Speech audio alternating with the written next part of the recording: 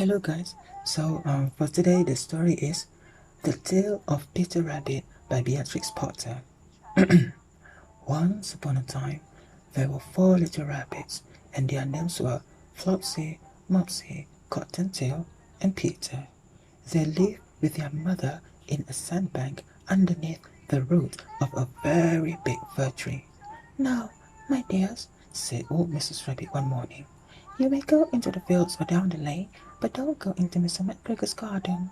Your father had an accident there. He was put in a pie by Mrs. McGregor. Now, run along and don't get into mischief. I am going out." Then old Mrs. Rabbit took a basket and her umbrella to the baker's. She bought a loaf of brown bread and 5 currant buns. Flopsy, Mopsy, and Cottontail, who were good little bunnies, went down the lane to gather blackberries. But Peter, who was very naughty, ran straight away to Mr. McGregor's garden and squeezed under the gate. First, he ate some lettuces and some French beans, and then he ate some radishes. And then, feeling rather sick, he went to look for some parsley. But round the end of a cucumber frame, whom should he meet but Mr. McGregor?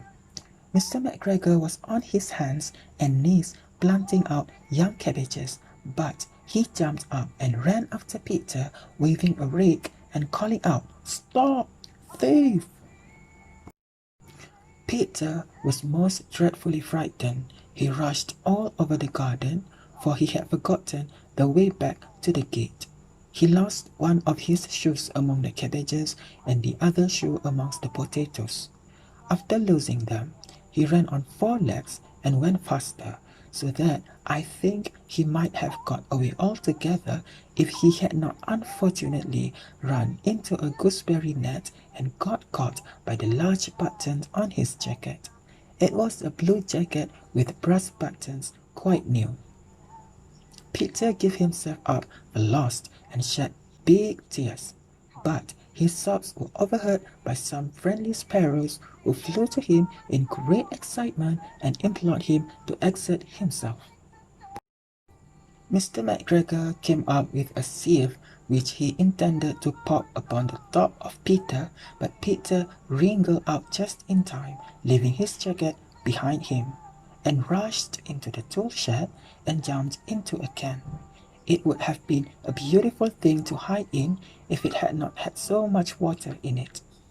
Mr. McGregor was quite sure that Peter was somewhere in the tool shed, perhaps hidden underneath a flower pot. He began to turn them over carefully, looking under each. Presently, Peter sneezed. "Ka-chow!" Mr. McGregor was after him in no time, and tried to put his foot upon Peter, who jumped out of a window, upsetting 3 plants. The window was too small for Mr. McGregor, and he was tired of running after Peter. He went back to his work. Peter sat down to rest. He was out of breath and trembling with fright, and he had not the least idea which way to go. Also, he was very damp with sitting in that can. After a time, he began to wander about, going lippity, not very fast, and looking all around. He found a door in a wall, but it was locked, and there was no room for a fat little rabbit to squeeze underneath. An old mouse was running in and out over the stone doorstep, carrying peas and beans to her family in the wood. Peter asked her the way to the gate, but she had such a large pea in her mouth that she could not answer. She only shook her head at him. Peter began to cry. Then he tried to find his way straight across the garden, but he became more and more puzzled. Presently, he came to a pond where Mr. McGregor filled his water cans. A white cat was staring at some goldfish. She sat very, very still, but now and then the tip of her tail twitched as if it were alive. Peter thought it best to go away without speaking to her. He had heard about cats from his cousin, little Benjamin Bunny.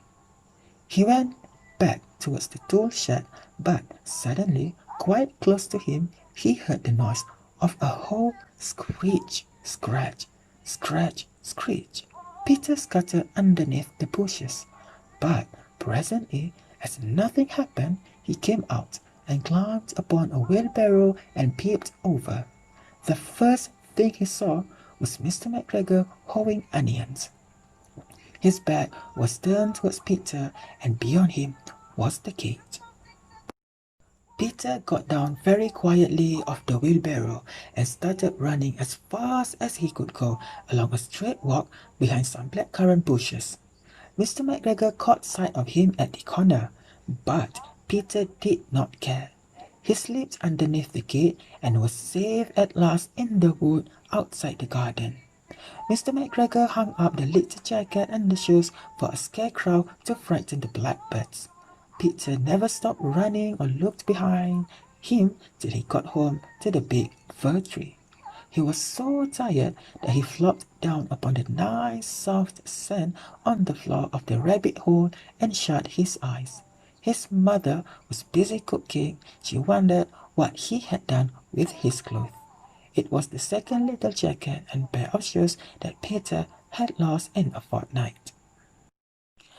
I am sorry to say that Peter was not very well during the evening. His mother put him to bed and made some chamomile tea, and she gave a dose of it to Peter. 1 tablespoonful to be taken at bedtime. But Flopsy, Mopsy, and Cottontail had bread and milk and blackberries for supper.